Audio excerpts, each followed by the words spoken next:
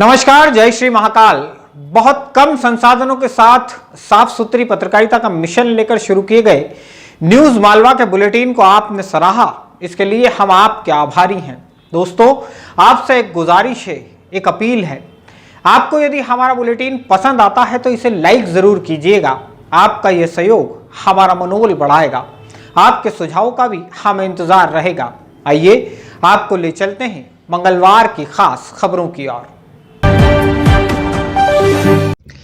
जिला पंचायत में क्लर्क के रूप में सेवाएं देने वाले चिंतामण नगर आगर रोड निवासी अंशीराम पिता सखाराम भगत उम्र 50 साल की सड़क हादसे में मौत हो गई है। अंशीराम भगत एक महीने पहले 0 पॉइंट ब्रिज पर हीरा मिल के नज़दीक चाल वाले हिस्से में सड़क दुर्घटना में घायल हो गए थे। घर से ऑफिस जाते वक्त उनकी मोटरसाइकिल को एक शराबी ऑटो चालक ने टक्कर मार दी थी। हादसे के बाद वे निजी अस्पताल में भर्ती रहे, जहां सोमवार रात उनका निधन हो गया। सोमवार की शाम भी आगर रोड पर भी घोंसला से कुछ पहले एक और सड़क हादसा हुआ है। इस हादसे में मोटरसाइकिल पर सवार पिता पुत्रों की मौत हो गई है। पलवा फंटे पर यह हादसा हुआ है। महितपुर के पास कुकनी गांव में रहने वाले मोहनलाल अपने बेटे मुकेश और विनोद मिस्त्री के साथ मोटरसाइकिल पर सवार होकर उज्जैन से अपने गांव लौट रहे थे। पलवा फंटे पर एक बस ने उन्हें टक्कर मार दी। मोहनलाल की मौके पर ही मौत हो गई, जबकि उनके बेटे मुकेश ने अस्पताल में उपचार के दौरान दम तोड़ा। घायल विनोद को एक निजी अस्पताल में भर्ती किया गया है। बिजली जलाकर उसका बिल नहीं भरने वालों की अब बिजली वितरण कंपनी ने बत्ती गुल करने की तैयारी कर ली है। बिजली वितरण कंपनी ने उन 16 बड़े बकायादारों के नाम सार्वजनिक किए हैं जिन पर लाखों रुपया बकाया है और जिनकी संपत्तियां कुर्क करने की कार्रवाई शुरू कर दी गई है। वैसे शहर में ऐसे बकायादारों की संख्या 224 है। इन पर बिजली वितरण कंपनी का करीब 4 करोड़ रुपया बकाया है। 224 बिजली उपभोक्ताओं की आरआरसी जारी होने के बाद इनमें से 19 ने कुर्की से पहले ही 24 लाख रुपए जमा भी करा दिए हैं। बिजली वितरण कंपनी ने मक्सी रोड इंडस्ट्रियल एरिया की तनु इंडस्ट्री पर कुर्की की कार्रवाई भी की है। इस इंडस्ट्री का जनरेटर कुर्क कर इंडस्ट्री मालिक की सुपुर्दगी में दे दिया गया। इंडस्ट्री पर तकरीबन 6 लाख रुपए बकाया है। बिजली वितरण कंपनी के सहायक यंत्री और पदेन तहसीलदार रविकांत बताते हैं कि शहरी क्षेत्र के शेष रहे 201 बड़े बकायादारों की संपत्तियों को कुर्क करने की कार्रवाई तेजी से जारी है। ऐसे लोग जिन पे अभी पदेन तहसीलदार के रूप में अभी जो कार्रवाई की गई है, उनमें से 224 लोगों पे अपन ने आरआरसी जारी की है, जिन पे 4 करोड़ से अधिक का बकाया है। इसमें से करीब 19 लोगों ने तो आरआरसी जारी होने पर पैसा जमा किया है। कितना पैसा जमा हो गया अभी? करीब 24 लाख रुपए जमा हुए हैं इस महीने में, और बाकी 16 लोगों की लिस्ट भी हमने अभी निकाली है जिन पे कुर्की होना है। एक व्यक्ति की कुर्की की भी है। किसकी कुर्की की? तनु इंडस्ट्रीज है, इंडस्ट्रियल एरिया में। उनका एक जनरेटर जब्त किया था, फिर उन्हीं को सुपुर्दगी में दे दिया। कितनी राशि बकाया थी उन पे? करीब 6 लाख रुपये। खाद्य सुरक्षा विभाग की टीम ने तराना रोड पर उंडासा गांव की एक एग्रीटेक फर्म पर छापामार कार्रवाई की है। ओम साई एग्रीटेक के नाम वाली इस फर्म पर अलग अलग ब्रांड के नाम से गेहूं की ग्रेडिंग कर उसकी पैकिंग की जा रही थी। खाद्य सुरक्षा विभाग की टीम जब यहां जांच के लिए पहुंची तो पाया गेहूं की पैकिंग पर लेवलिंग नहीं की गई थी। बिना खाद्य लाइसेंस के यह कारोबार किया जा रहा था। खाद्य सुरक्षा अधिकारी BS देवलिया के अनुसार ओम साई एग्रीटेक के गोदाम से मिले 105 क्विंटल गेहूं को जब्त कर उसे एग्रीटेक फर्म के संचालक के ही सुपुर्द कर दिया गया है। जब्त गेहूं की कीमत करीब 2,31,000 रुपये है। नागदा के पास रठड़ा गांव में एक युवक के अपहरण की कोशिश करने वाले उज्जैन शहर के 2 युवकों को रंगे हाथों दबोचकर गांव वालों ने पुलिस के सुपुर्द कर दिया है। दोनों ही आरोपियों के नाम रवि और राहुल पिता दिनेश सांखला है। रवि और राहुल दोनों ही भाई हैं और शहर में उर्दूपुरा इलाके में रहते हैं। रठड़ा गांव का सुरेश शर्मा इनकी भेरू नाले की चाय की दुकान पर काम किया करता था। करीब 1 महीने पहले पिता के बीमार होने पर सुरेश शर्मा अपने गांव आया था।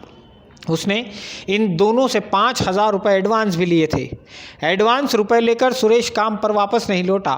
इसी वजह से दोनों भाई चौपहिया वाहन लेकर सुरेश के गांव पहुंचे थे। दोनों जब उसे जबरन काम के लिए गाड़ी में बैठा रहे थे, ठीक इसी वक्त सुरेश शर्मा ने शोर मचा दिया और गांव के लोगों ने रवि और राहुल सांखला को घेर लिया। नागदा पुलिस ने इन दोनों के खिलाफ अपहरण के आरोप में अपराध दर्ज किया है।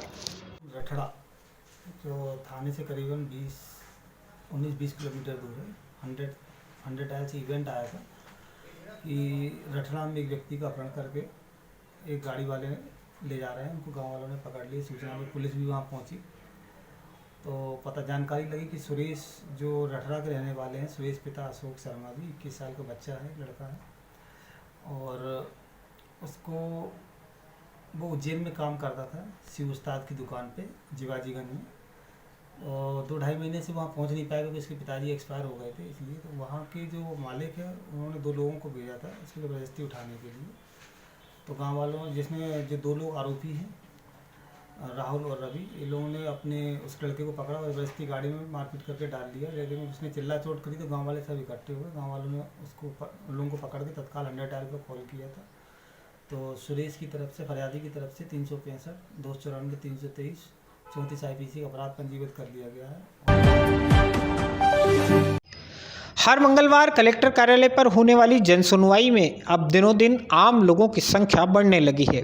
कोरोना काल में लंबे वक्त तक जनसुनवाई बंद रही थी। इस मंगलवार करीब 200 लोग अपनी समस्याओं या शिकायतों के निराकरण के लिए कलेक्टर कार्यालय पहुंचे। जनसुनवाई का वक्त वैसे दोपहर 1 बजे तक ही निर्धारित है, लेकिन आवेदकों की संख्या अधिक होने के कारण जनसुनवाई दोपहर 2 बजे तक चली। खुद कलेक्टर आशीष सिंह भी दोपहर 2 बजे तक जनसुनवाई में मौजूद रहे। उन्होंने जनसुनवाई में आए प्रत्येक आवेदक से बात की, उसकी समस्या सुनी और संबंधित अधिकारियों को इन समस्याओं के निराकरण के निर्देश जारी किए। जनसुनवाई में महितपुर इलाके के कुछ किसान भी पहुंचे थे। इन किसानों ने लगभग 8 महीने पहले समर्थन मूल्य पर चने की उपज बेची थी।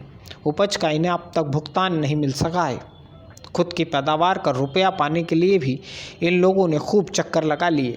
इसलिए अब सब्र जवाब भी देने लगा है और शब्दों में आक्रोश भी झलकने लगा है। एक किसान ने तो आत्महत्या तक की धमकी दे डाली। हालांकि कलेक्टर आशीष सिंह ने इन्हें जल्द भुगतान कराने का आश्वासन दिया है। देखिए, जनसुनवाई में आज अलग अलग तरीके के कई सारे मामले आए हैं। कुछ 1-2 मामले घरेलू हिंसा से संबंधित आए हैं, तो उसमें तत्काल 1 स्टॉप सेंटर के अधिकारियों को बुला के काउंसलिंग के और अगर प्रकरण दर्ज करने की आवश्यकता है तो उसके निर्देश दिए गए हैं। एक कब्जे की भी शिकायत आई थी तो उस पर तत्काल राजस्व अधिकारियों को रवाना किया गया है, और जैसी अगर स्थिति मिलती है कब्जे वाली तो तत्काल उसको हम लोगों के द्वारा हटाने की कार्रवाई भी करी जाएगी। कुछ फसल बीमे से संबंधित भी हमारे पास में प्रकरण आए हैं, तो उसमें अभी हमारी जो कार्रवाई है वो चल रही है बैंक की तरफ से और बीमा कंपनी की तरफ से। तो अलग अलग विभागों से संबंधित जो भी आए हैं हम लोग तत्काल उनका कुछ का तत्काल निराकरण करा दिया गया है, जिनका बचा हुआ है उनका बहुत जल्दी निराकरण करा दिया जाएगा। बेतरतीब तरीके से वाहनों को पार्क कर शहर की सुंदरता पर बट्टा लगाने वाले लोगों के खिलाफ अब यातायात पुलिस ने कार्रवाई की शुरुआत की है। मंगलवार को यातायात पुलिस की टीम ने माधव क्लब रोड पर पार्क किए गए कंडम वाहनों को जब्त कर लिया। इसी रोड के एक निजी अस्पताल के बाहर वाहनों की पार्किंग बंद करवा दी गई। सोमवार से शुरू हुई इस कार्रवाई में अब तक करीब 10 चौपहिया वाहन जब्त कर लिए गए हैं। के निर्देशन में और एडिशनल एसपी साहब के नेतृत्व में जो हॉस्पिटल है, अपने होटल्स हैं, गैरेज हैं, जो अनावश्यक जो गाड़ियां रोड पर खड़ी हुई हैं और ट्रैफिक को व्यवधान पैदा करती हैं, ट्रैफिक में रुकावट है, ऐसी वाहनों के विरुद्ध एसपी साहब ने निर्देश दिए हैं कि इनको उठाकर और संबंधित थाने में इनको जब्त करवाएं और उस पर चालानी कार्रवाई करवाएं। उसमें ऐसी 4-5 टीम बना के हम लोगों ने अभी कल से कार्रवाई शुरू की है और लगभग 11-12 गाड़ियाँ जब्त कर ली गई हैं। ये थी आज दिन भर की खबरें। कल फिर हाजिर होते हैं इसी वक्त। मुझे आज्ञा दीजिए। जय श्री महाकाल।